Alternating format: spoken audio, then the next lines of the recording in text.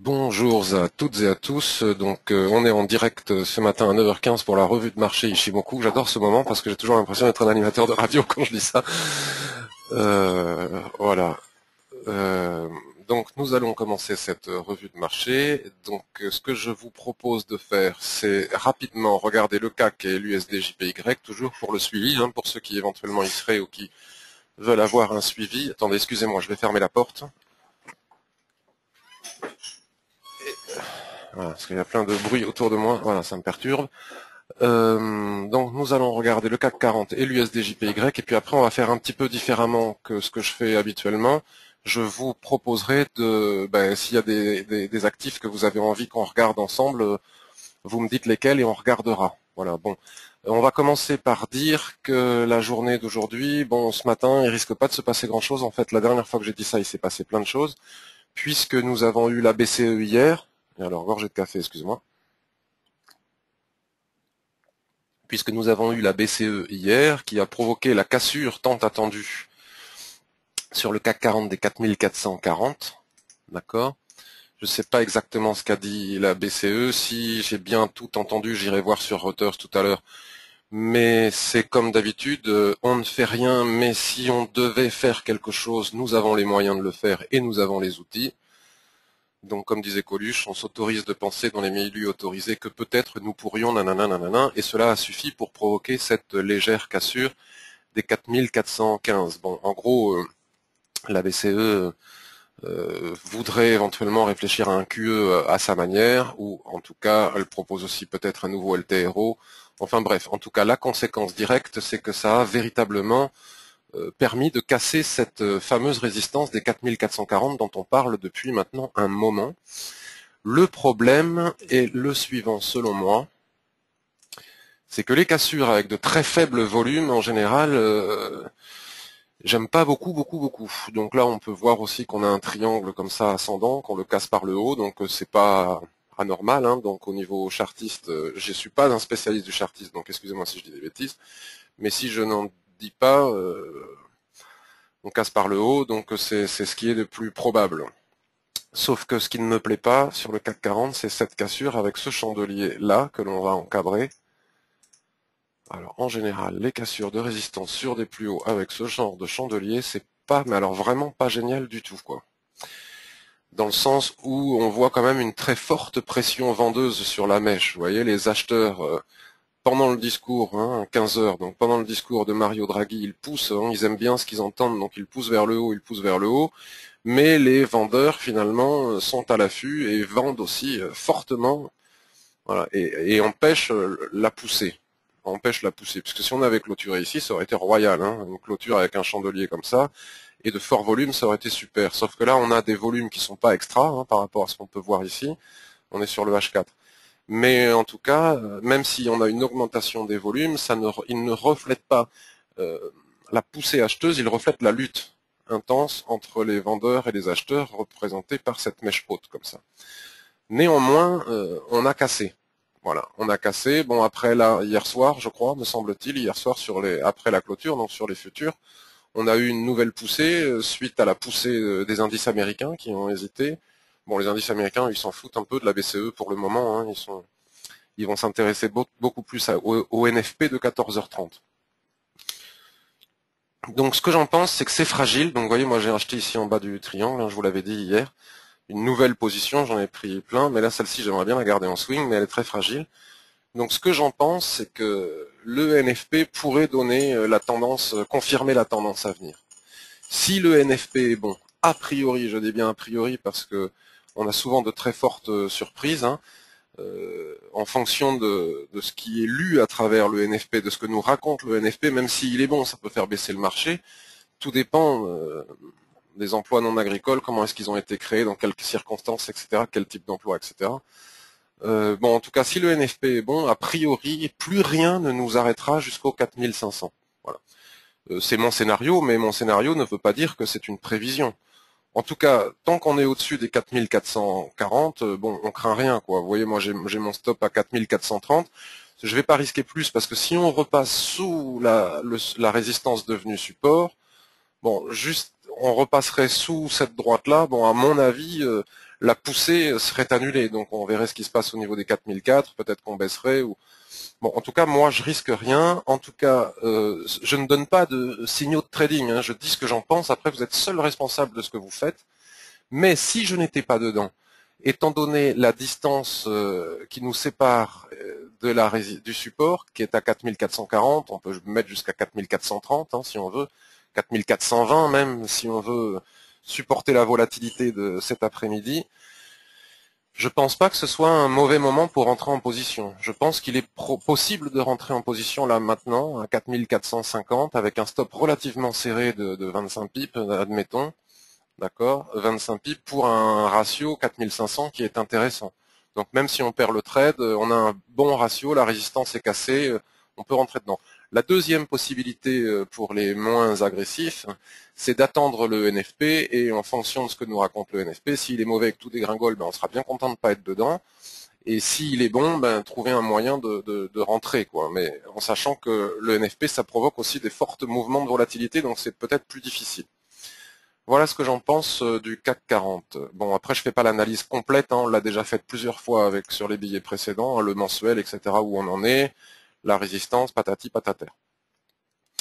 Donc les indices américains devraient donner le ton, donc c'est très intéressant ce qui se passe sur les indices américains. J'en parle aussi avant de vous laisser choisir de quels actifs vous souhaitez que l'on parle ce matin. C'est très intéressant parce que donc là on a une nouvelle cassure en cours hein, sur le weekly.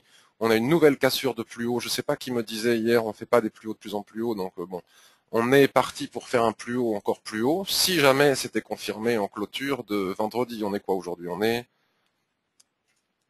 je sais pas, ça se trouve, je suis en train de dire des bêtises. Je sais pas quel jour on est. On est vendredi. Et oui, c'est ça. Donc c'est bien aujourd'hui qu'il y a le NFP. Donc si ce soir on clôture au-dessus de ce rectangle, ben, on a un nouveau signal haussier avec un joli marabosu, mais bon, pas de superbe volume pour le moment. Donc si les indices américains s'envolent, le CAC devrait suivre, le DAX aussi. Voilà. Donc la situation daily dont on avait parlé la semaine dernière ou les jours précédents sur le Dow Jones, ouais, cette consolidation latérale de laquelle on est en train de sortir en cassant cette droite ici et ce rectangle. Une fois qu'on aura passé les plus hauts, ça y est, c'est fait. On a passé les plus hauts qui sont à 16 550. On pourrait s'envoler, mais enfin, ça manque de volume.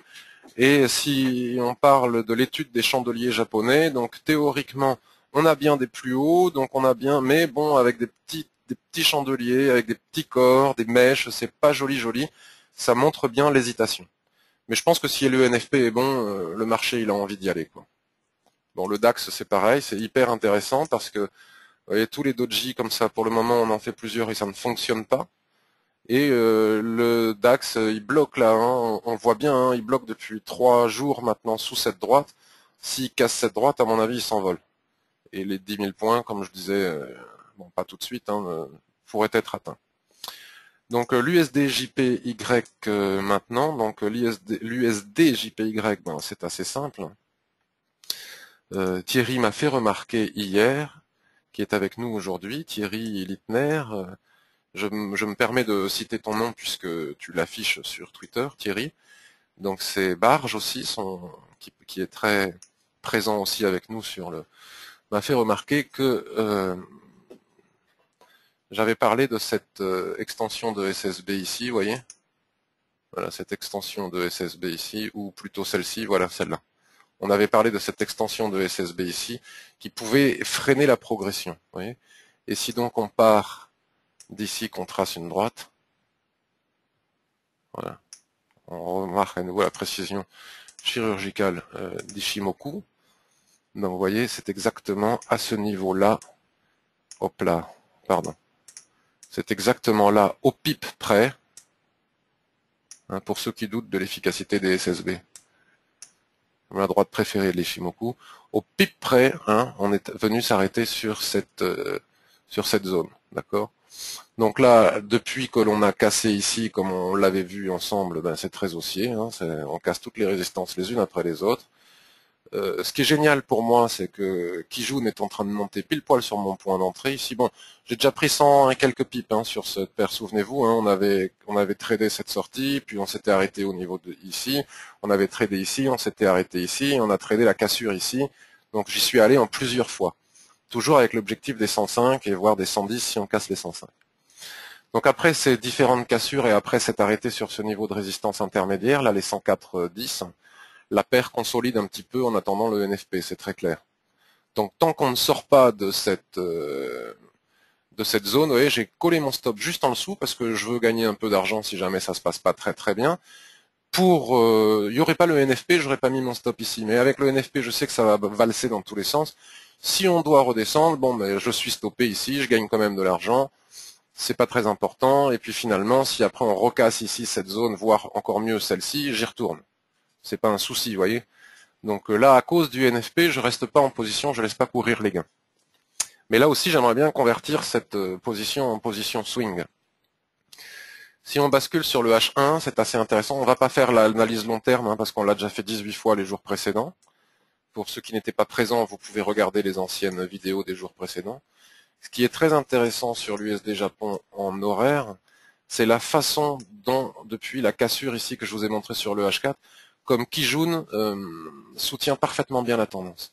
Ça n'arrive pas toujours que Kijun soutienne très très bien la tendance, et pour ceux qui se disent Kijun est un endroit où on met le stop et tout, oui, à condition qu'on ait pu observer que ça soutient bien la tendance en général. Ça peut être Kijun, ça peut être une droite, ça peut être la SSB.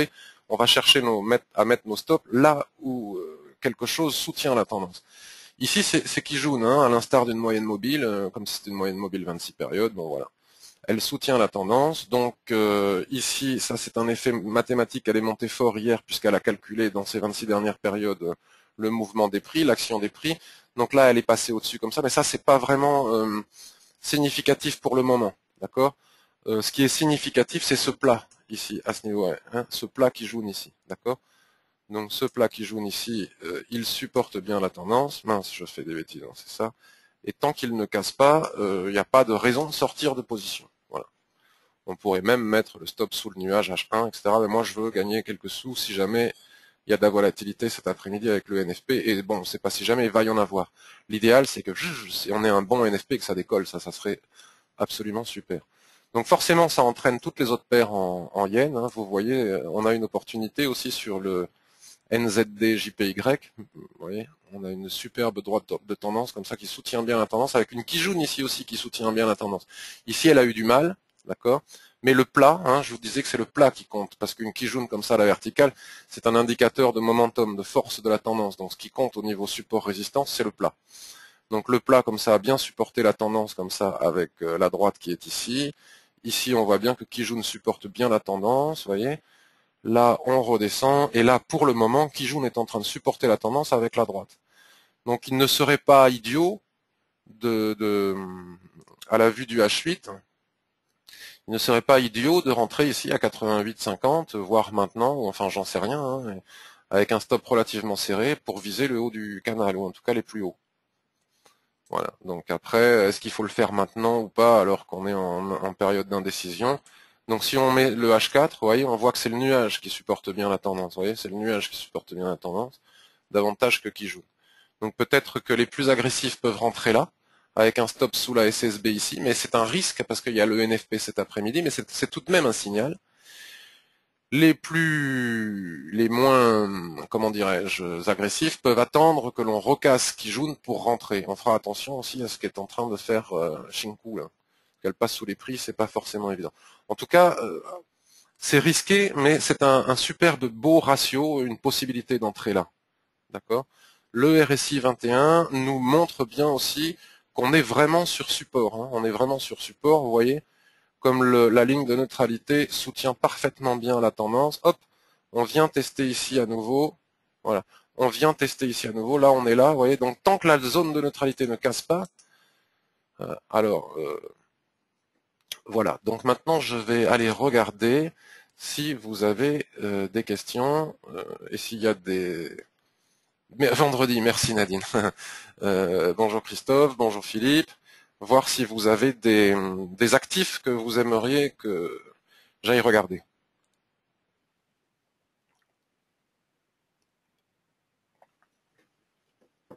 Bah non. Ah non, je vous laisse le temps de taper quand même, on sait jamais. USDCAD.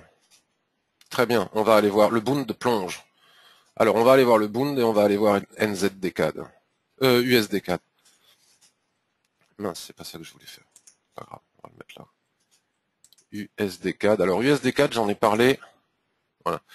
USDCAD, vous pourrez aller voir aussi sur le forum. Hein. Le forum, il est là pour ça. Le forum du site Ishimoku Kinkoyo. Voilà. J'en ai parlé hier de l'USDCAD, hier soir. Bien. USDCAD est un exemple extrêmement intéressant.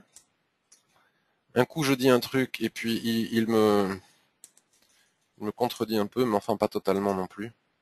Souvenez-vous, j'avais indiqué sur les billets du blog et sur Twitter être entré en position ici. Vous voyez, ici. Ah, ça est agaçant.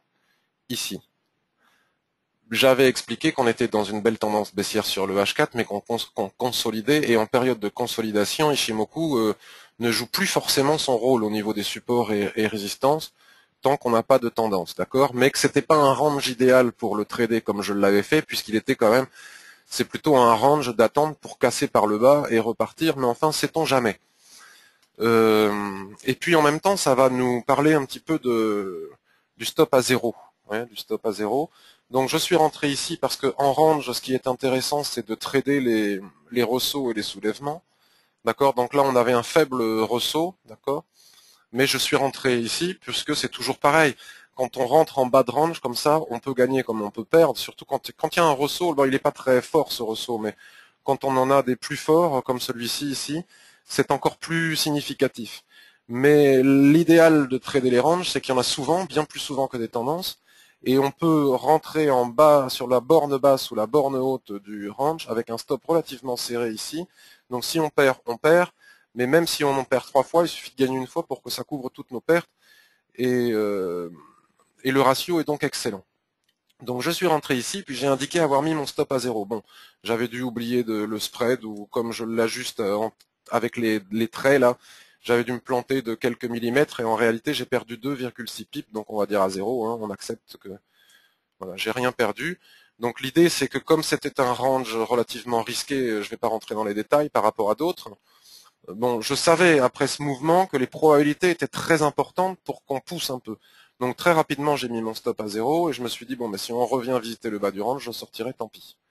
C'est ce qui s'est passé hier avec ce chandelier bleu ici, vous voyez, ce chandelier voilà, qui a fait une mèche basse ici, vous voyez, j'ai pas perdu de grand-chose, hein, j'ai dû perdre de très peu de pips, 2-3 pips, qui est venu ici, il m'a sorti stop à 0, il a rebondi une fois de plus sur le bas du range, et voilà ce que ça a donné. Ou alors ici peut-être, je ne sais plus, plutôt celui-là. On a rebondi de nouveau sur le bas du range avec ce superbe chandelier là, comme ça. Et puis finalement, quand on était ici, j'aurais pris 50 pips. Voyons que on avait beaucoup de mal à aller plus haut, là, à passer la zone d'équilibre du milieu ici, et que c'était pas du tout évident qu'on vienne chercher le haut ici.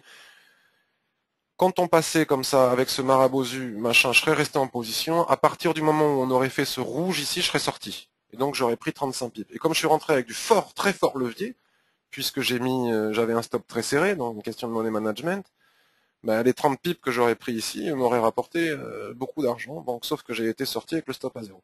Tout ça pour dire que est-ce qu'il est valable de mettre le stop à 0? Bah, des fois oui, des fois non.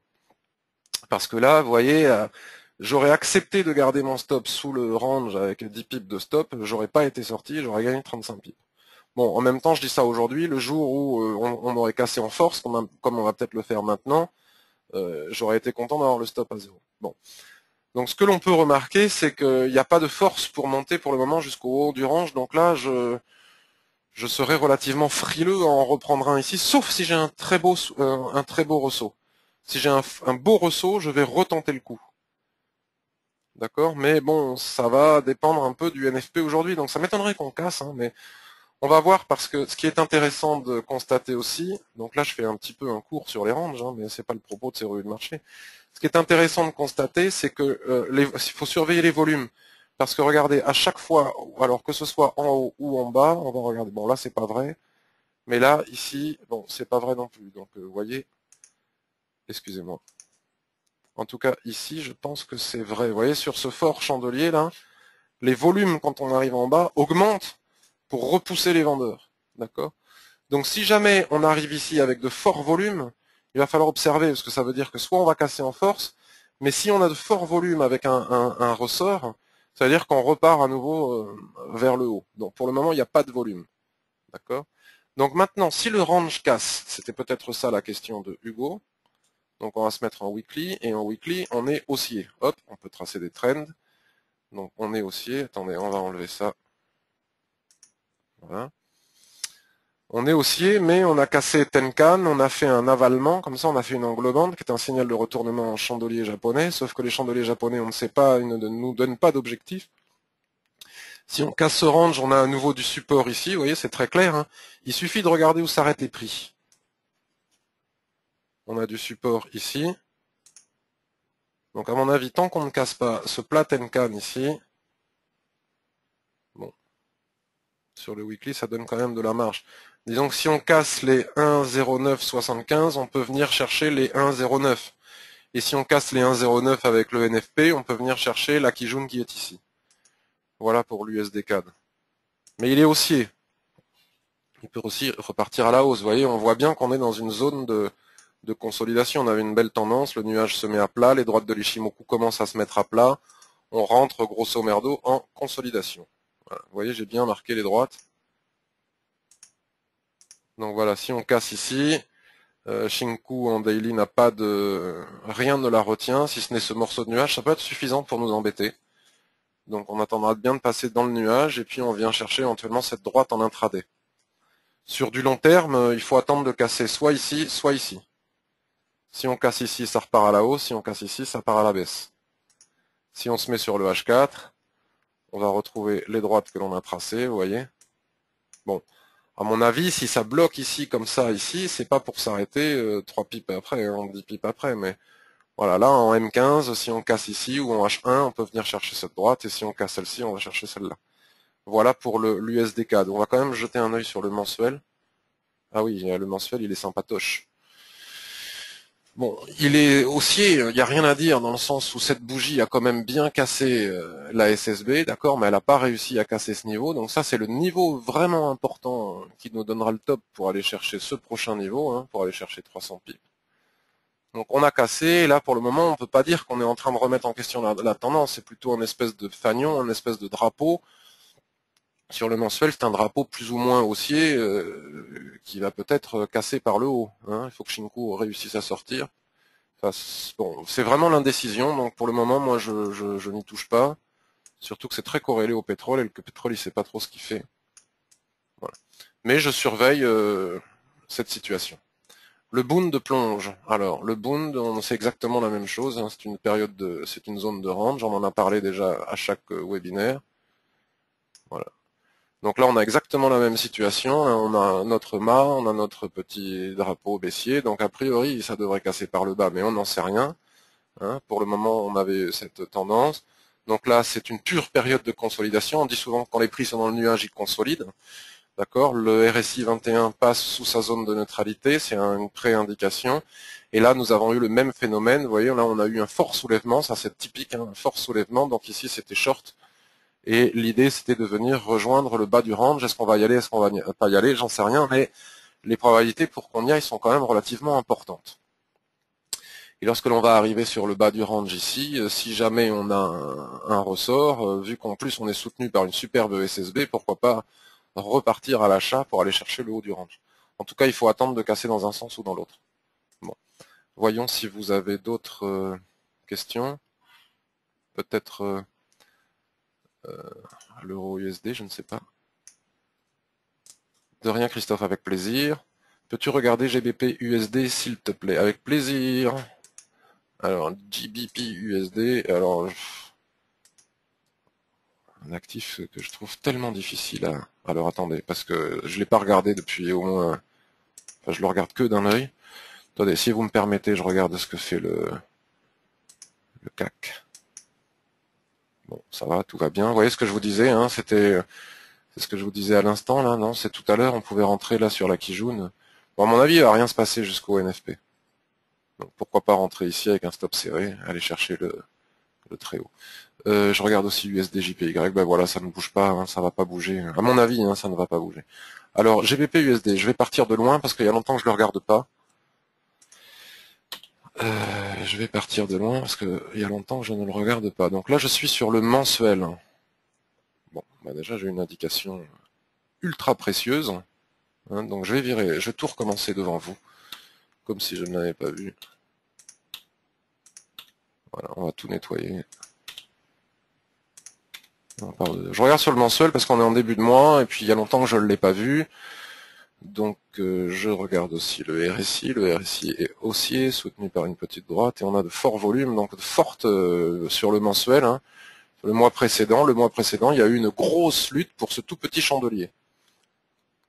Petit chandelier, fort volume, gros combat. Gros combat entre les acheteurs et les vendeurs. Donc la première chose que l'on voit, Jacques, quand on ouvre le mensuel, c'est cette résistance des prix. Archi précise. Voilà. On pourrait même aller plus loin. Voilà. Et c'est superbe parce que ça correspond à des zones de SSB, vous voyez? SSB. SSB, donc on est vraiment SSB ici, sur du mensuel, c'est pas rien. SSB ici, donc on est vraiment sous une très forte résistance, dans un range, quoi, en fait, de très long terme. Autant dire qu'il se passe rien sur cette paire sur le long terme, hein. On peut dire ça comme ça. On va le mettre comme ça, je vais arrêter de le faire sans arrêt. Autant dire qu'il se passe rien sur cette paire sur le très long terme. Mais enfin, ce range est très, très exploitable. On a encore une fois, vous voyez l'exemple du range, faut oser hein, le faire sur du mensuel, mais vous voyez l'exemple du range dont je vous parlais tout à l'heure, ça c'est bien à trader les ranges aussi. Il n'y a pas que les tendances, hein, ça serait dommage de... Donc là, regardez ce superbe soulèvement, d'accord, suivi d'un avalement, et hop, on va retester ici, donc comme quoi, il ne faut pas mettre le stop à zéro, encore une fois, on va retester ici, puis finalement, on se retrouve en bas du range. On casse, on re-rentre ici, bon là, on n'a pas de soulèvement. Donc à la limite, si on est prudent, on n'y va pas. Là, on a un super ressort avec un doji qui clôture en doji, et hop, on rentre ici, admettons, 1,52, 1,67, vous vous rendez compte? Bon, sur une longue période, faut oser, hein. Franchement, faut oser, c'est pas facile, mais avec un stop relativement serré, bon, tout est relatif en mensuel, ça fait quelques centaines de pips, mais voilà, donc on est dans cette zone de range avec les droites de l'Ishimoku à l'équilibre. On voit bien que en range Ishimoku, ça marche pas beaucoup, hein, on traverse les droites dans un sens et dans l'autre. Bon, voilà. Donc là, c'est très clair, Jacques, il faut casser cette résistance pour pouvoir aller plus haut, d'accord? Et on est en haut du range, mais on n'a pas fait de soulèvement. C'est bien quand on fait un soulèvement, c'est plus facile à trader, le range. On n'a pas fait de soulèvement, donc j'en sais rien, moi, ce qui va se passer. Donc ici, là, je peux déjà tracer une droite, on va la retrouver, ok. Donc là, on ne peut pas acheter. On est d'accord qu'on ne peut pas acheter tant qu'on ne casse pas les 1,67,54. Mais enfin, on a un intraday ou comme ça, on est à 1,65,80, donc voyons ce qu'on peut faire. Donc on passe à l'hebdo. Voilà, on passe à l'hebdo, on retrouve notre range, on retrouve notre droite. Bon, voilà, on retrouve notre droite intermédiaire. Qu'est-ce qui va se passer dans cette zone? J'en sais rien du tout. En tout cas, si on casse ici, on voit bien que là, ici, on a un support des prix. Alors, ça doit être, c'est tout petit, hein. On a un support des prix, vous voyez. Hop. Alors, je ne sais pas ce que raconte Gann. Tu nous diras après sur le forum par rapport à ce que je suis en train de raconter moi-même, parce que Jacques est spécialiste de Gann. Donc, vous voyez, donc on a le cul entre deux chaises. On est venu s'arrêter ici sur cette droite. On repart, mais on monte pas vraiment plus haut. Donc là, on a aussi une zone de résistance. On va retrouver tout ça après sur les petits TF. Voilà. On a aussi une zone de résistance ici. Donc à la limite, si on casse ici, on va chercher en haut, et si on casse ici, on va chercher en bas.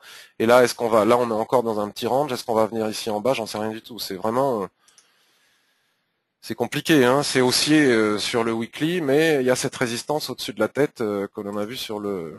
Moi, je le trouve très compliqué. Alors là, on passe maintenant. Alors il y a toutes les droites que j'ai tracées. On passe maintenant sur le daily et on voit bien que on a effectivement cette tendance, hein, donc on peut ajuster notre droite bien évidemment pour qu'elle soit plus précise. Voilà. Voilà, à chaque fois, c'est ce que je disais hier, hein, on est venu sur la droite, la SSB, comme ça on est reparti. On franchit à peine Kijun et on redescend, mais c'est normal parce que Kijun elle est pile au niveau d'une résistance, vous voyez. C'est pas parce qu'on franchit Kijun que ça y est, c'est fait. Là, on a une fausse cassure et on redescend et là on bloque sur Tenkan. C'est vraiment l'indécision parfaite, quoi. C'est soit on casse Tenkan et on redescend au moins jusqu'à 1,65, soit on casse Kijun et les 1,66, 30 et quelques, et on va chercher les 1,67 en attendant de voir si on casse cette droite.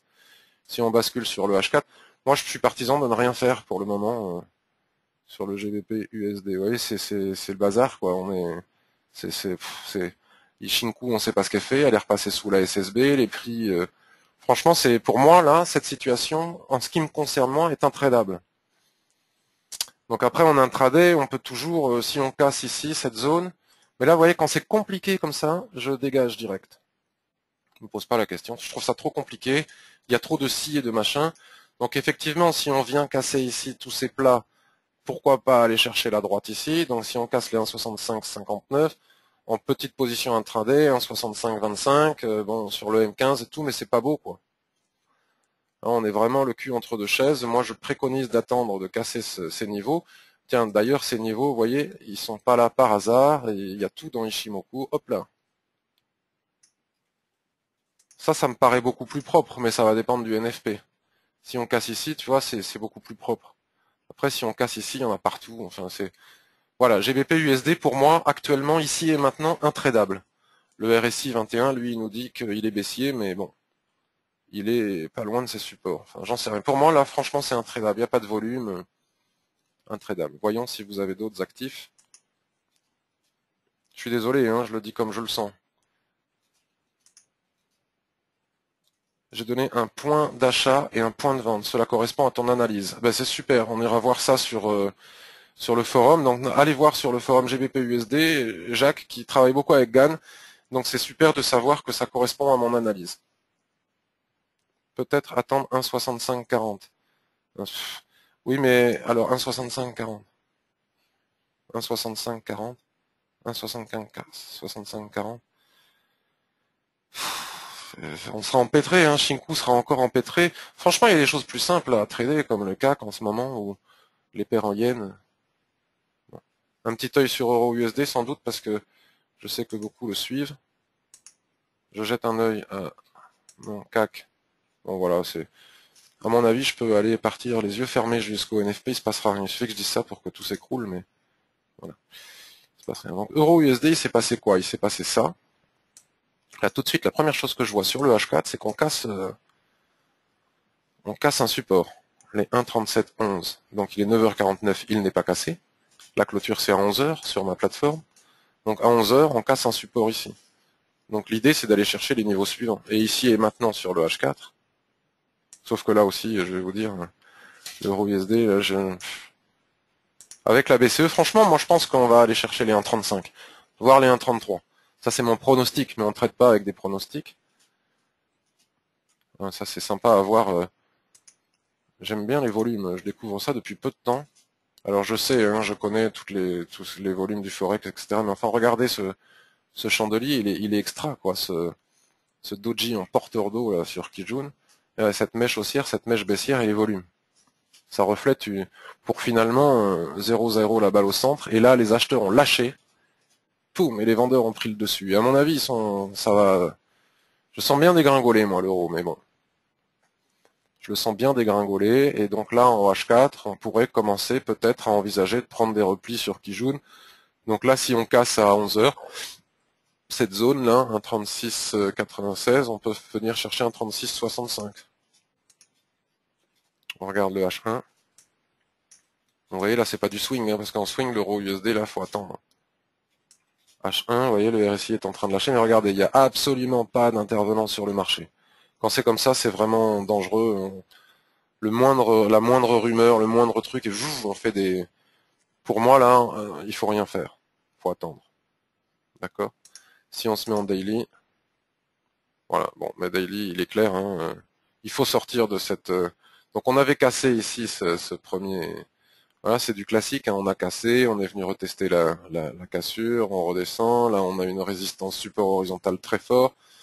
On casse, on revient les tester. C'est propre en même temps, hein. Ichimoku ne nous permet pas d'entrer, mais si on enlève Ichimoku, c'est assez propre, hein. Voilà, sur support, sur résistance majeure avalement, rebond, test de la droite oblique, cassure de la droite horizontale, test de la droite horizontale, et on redescend. Ouais, c'est super propre. Bon, selon Ichimoku, faut sortir de cette zone, hein, parce que là c'est une forte SSB. Voilà, faut sortir de cette zone. Alors vous me direz, le problème c'est qu'on va pas pouvoir rentrer. Ben, on prendra peut-être pas toute la tendance, mais il arrive tellement de fois où, regardez, où Ichimoku nous sauve, tellement de gens qui shortent et finalement ça ne passe pas, que bon, si ça passe une fois, c'est pas grave, puisqu'après on va avoir une nouvelle tendance qui va s'installer. On va avoir une nouvelle tendance qui va s'installer, donc laissons casser, laissons les gens se bagarrer dans des zones compliquées, au milieu de stats, etc. Puis nous, on viendra, ça va casser, ça va pas descendre jusqu'à un 33 en ligne droite, enfin je crois pas, sauf si y a une panique baissière. Mais on laisse casser, et puis on viendra prendre appui euh, lors des replis, lors des retracements. Il n'y a pas d'urgence. C'est lorsqu'on est désespéré de trader, de prendre désespérément du pip si jamais ça baisse, que on se précipite. Mais si on n'est pas pressé, vous voyez, on laisse casser toutes les zones qu'on a vues en daily, Kijun commence à peine à baisser, la tendance fait que commencer. Si on va jusqu'à un 33, on a le temps, parce que même si on baisse jusqu'à un 36 et quelques, ou si un 35, on va remonter, on prendra appui sur Kijun, sur la droite, et on tradera. Là, pour le moment, c'est prématuré. Donc GBP USD, on a vu AUD USD. Bon, mais AUD USD, on n'en a pas parlé depuis longtemps. Donc je vais finir sur AUD USD.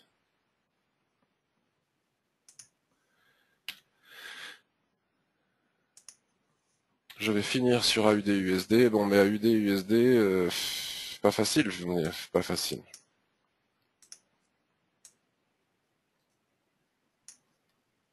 On dirait que il voudrait rebondir, puisque sur le mensuel, vous voyez, sur le mensuel, il a... Ça c'est quoi? Attendez.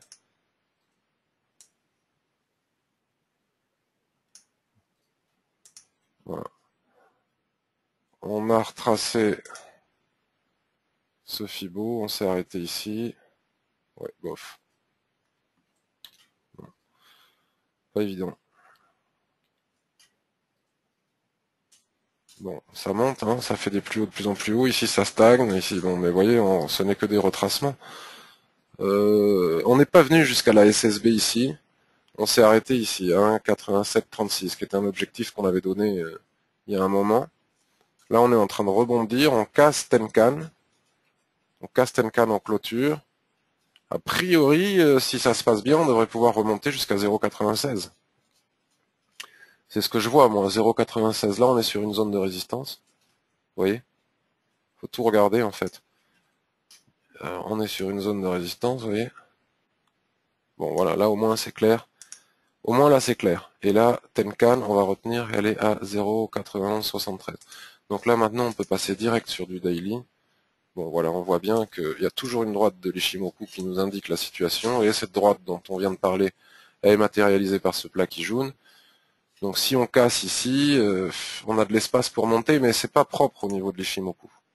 Sans Ishimoku, on peut y aller. Bon.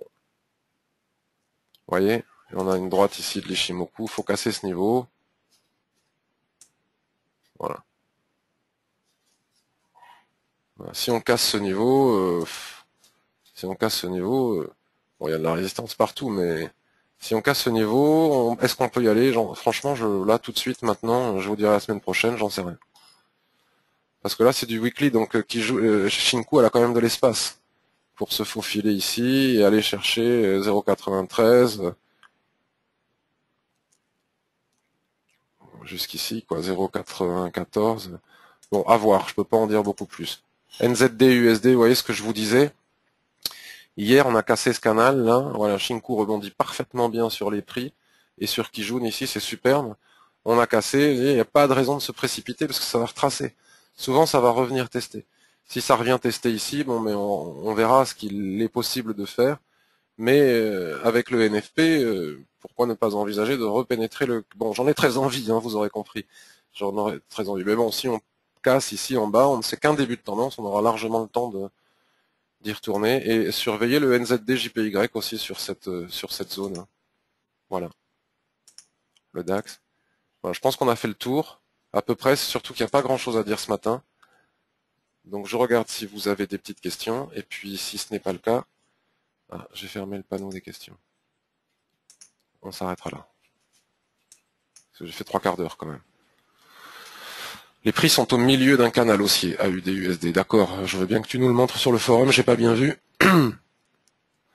Bon, voilà, j'espère que ces petites revues de marché vous sont utiles. Comme je disais hier, pour que je continue, il me faut un peu plus d'audience. Donc si vous les jugez utiles, après tout ce n'est pas obligatoire, hein, mais si vous les jugez utiles et qu'elles vous servent à quelque chose, on a eu des très bons signaux dernièrement, faites un petit peu de pub pour qu'on arrive à être un petit peu plus de 15 par session, quoi. Après en différé, il y a beaucoup de gens qui les regardent, mais voilà. Donc en tout cas, je vous remercie vraiment de votre présence et de votre écoute, et j'espère vraiment que ces petites revues de marché vous sont utiles. Je vous souhaite une excellente journée à tous.